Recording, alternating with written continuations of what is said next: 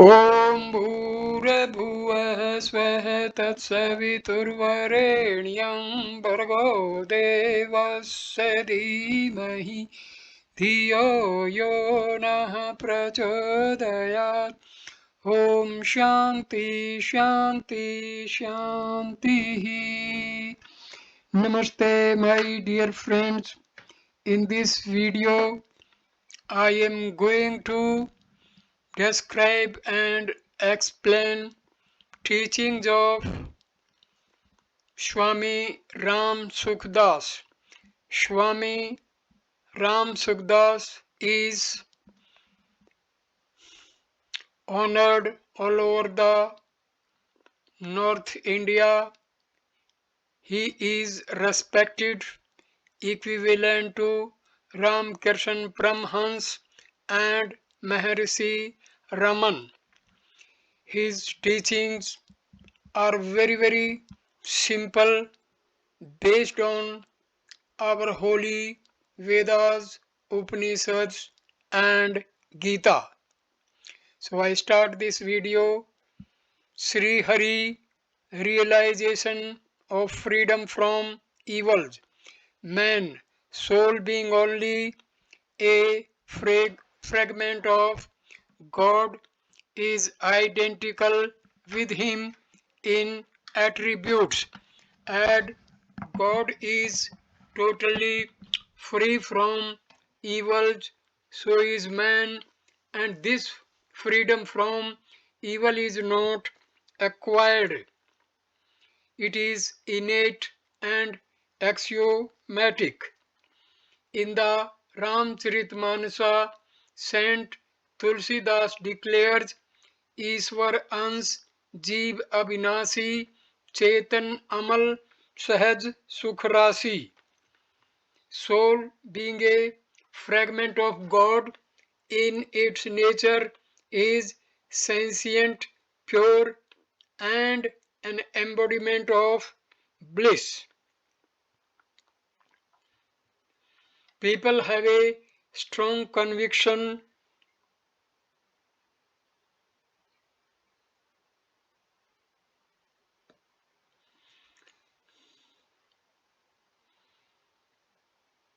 that they will attain God only after having freed themselves from evils.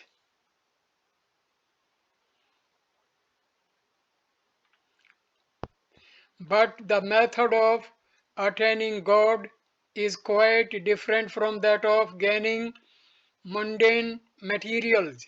Mundane materials are acquired, while God, being eternally existent, is ever attained. The self-soul is inherently free from evils and is ever attained. So this fact is to be accepted. This purity is not to be inculcated. Be indifferent to evils rather than try to wipe them out. If you try to get rid of them by accepting them in you, you will rather confirm them.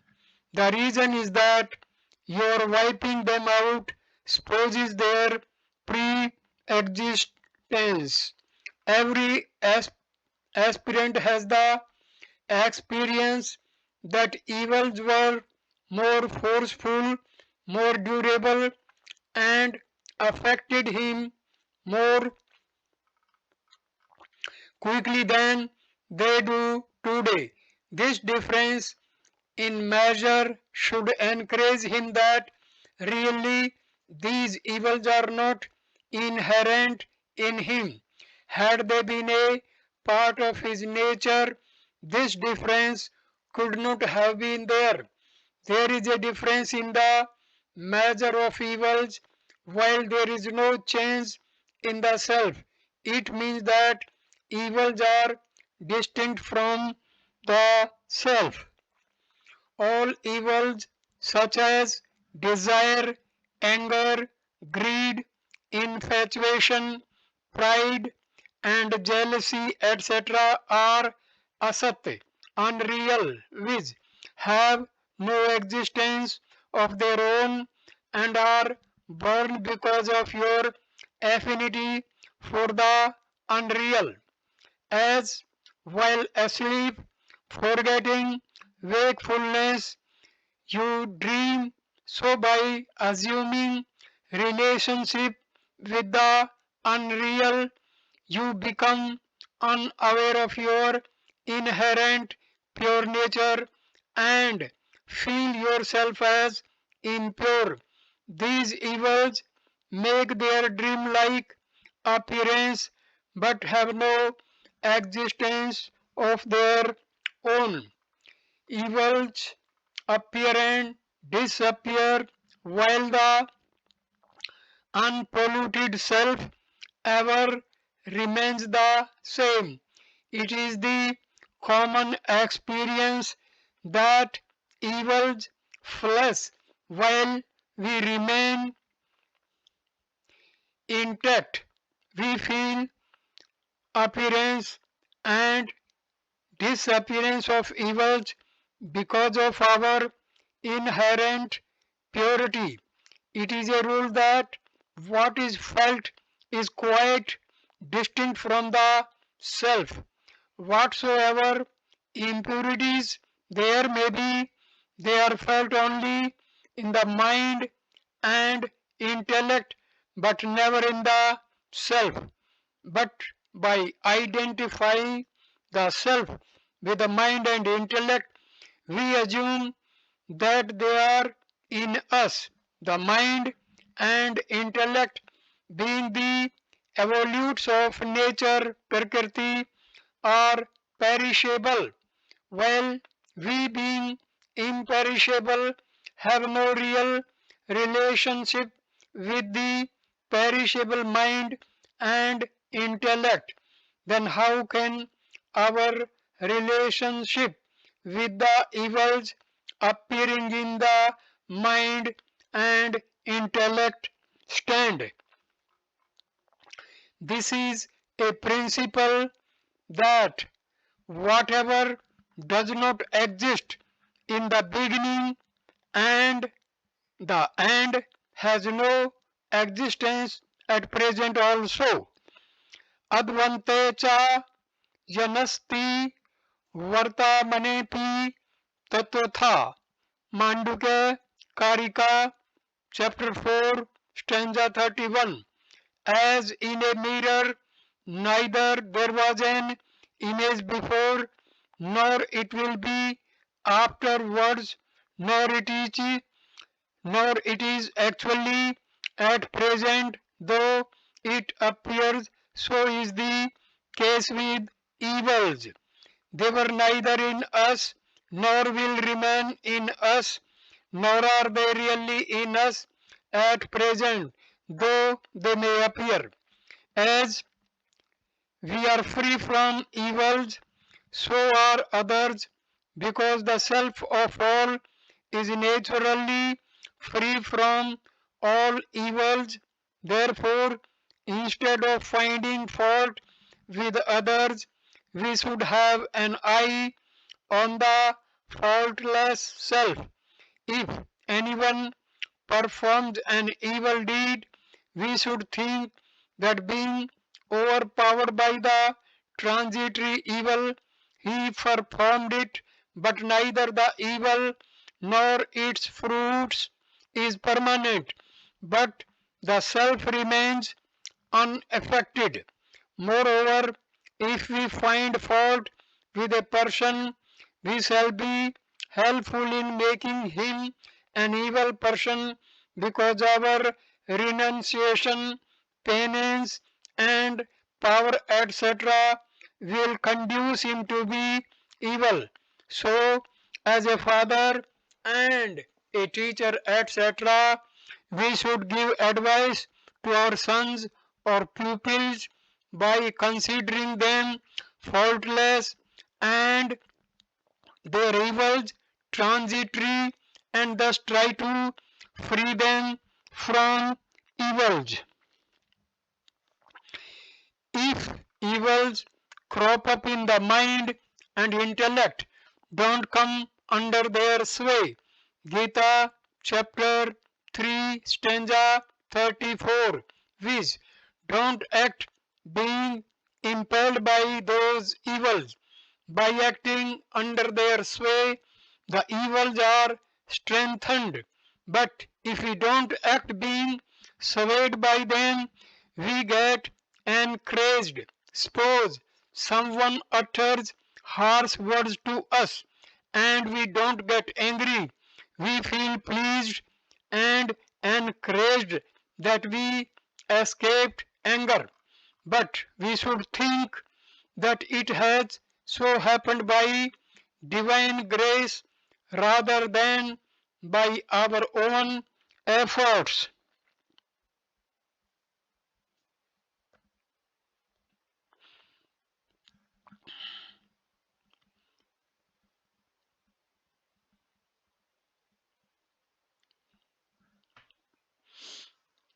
The main flaw is the misuse of freedom bestowed upon us. It is up to us to accept the existence or non existence of the unreal. We may indulge in evils such as fraud, forgery, and violence, etc., or not. Since we misused this freedom, we have been snared in the cycle of birth and death. So, an aspirant, in order to safeguard himself against evils and the cycle of birth and death, should not misuse this freedom. When a man, by misusing his freedom, associates himself with the unreal, he gets attached to sensual pleasures born of his association with the unreal. This attachment to sensual pleasures is the root of all evils. Inclination and taste for the unreal, such as prosperity and pleasure, etc., and the desire to have and enjoy them are the root of all evils. He who feels agony has a desire for contact born sensual pleasures because only the afflicted longs for any kind of pleasure. Only such an afflicted person relishes happiness in sensual pleasures just as a hungry man relishes food. It is a rule that pain follows pleasure. Lord Krishna declares the pleasures born of contacts with objects are only sources of sufferings. Gita chapter 5 stanza 22. Thus suffering proceeds and follows pleasure. By knowing this fact, the desire for pleasure is renounced because no one desires suffering. The moment we discard this desire for pleasure, we become conscious, conscious of our inherent purity. Flawlessness, freedom from evils is not a product of efforts, but it is innate, natural, and axiomatic. If an aspirant holds that flawlessness is a product of efforts, egoistic feelings develops in him and egoism is the root of all flaws. It is the duty of an aspirant to safeguard this flawlessness which he should have a strong conviction that he is inherently free from all flaws, and flaws can never enter him.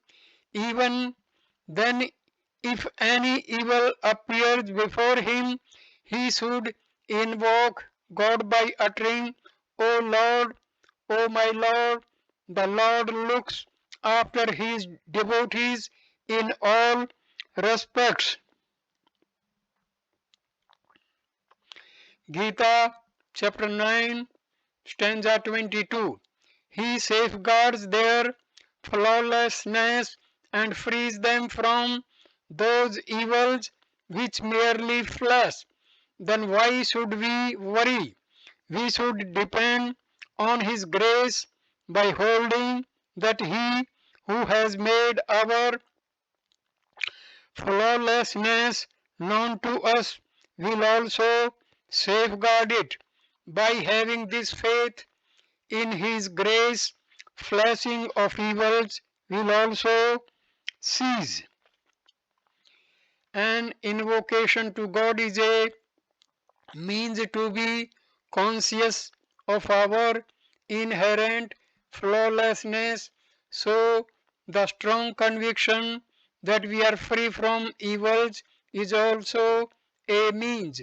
The existence of is self is totally free from all evils, flaws, and blemishes, and there is no possibility of any kind of evil or flaw in it.